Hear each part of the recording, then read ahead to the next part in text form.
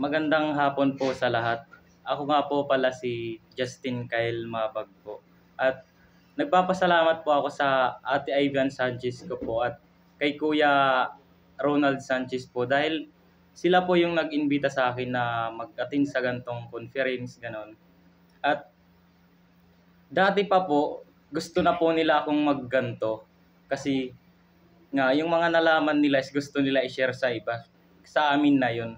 At yun, noon pa man po marami na po akong katanungan kasi naririnig ko na po yung mga salita sa Bible, ganun.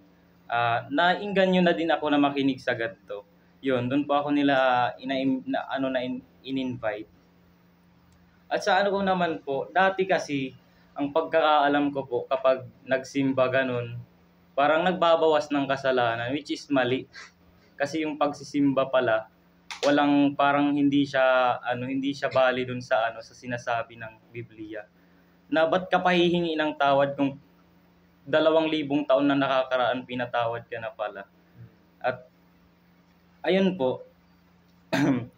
Sa pakikinig ko lang po doon pa lang po sa pag-create ng ng ating mundo. Talagang napaka-amazing ni God kasi ginawa niya lang ito ng tatlong araw tapos napaka-perfecto.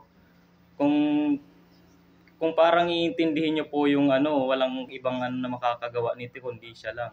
Tsaka ba't tayo hindi maniniwala siya yung naggawa sa atin at siya yung gumawa ng lahat.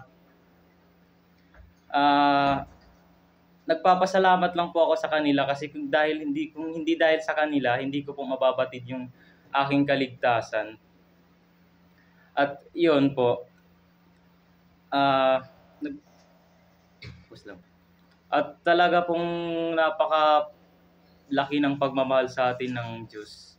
Kasi dahil sa Kanya po naligtas tayo kasi nga po tayo makasalanan.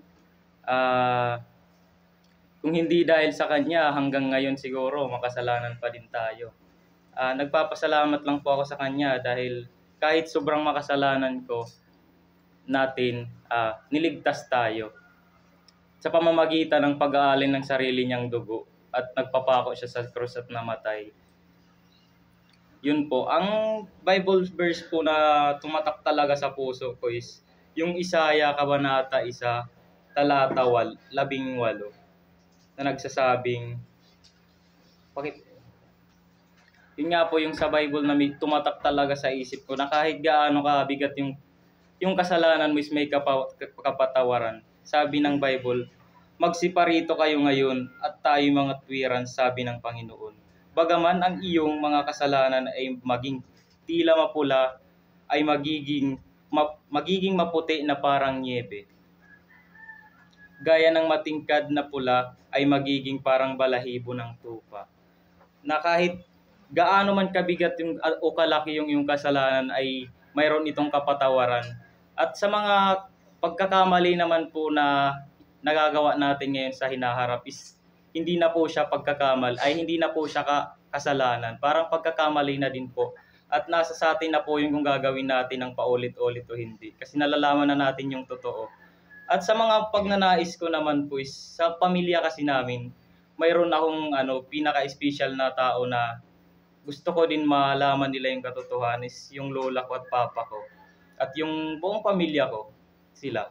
Kasi nga iba yung pananaw nila sa Diyos. Nagsisimba lang sila sa kasi nga doon daw yung parang pag nagganon kasi maliligtas ka, which is mali kasi ganito. Ito lang yung totoong katotohanan na nabatid ko na yung Bible ay nagsasabi ng totoo at walang kasinungalingan. At yung pananampalataya sa Diyos, yun po yung totoong makakaano sa kaligtasan mo po.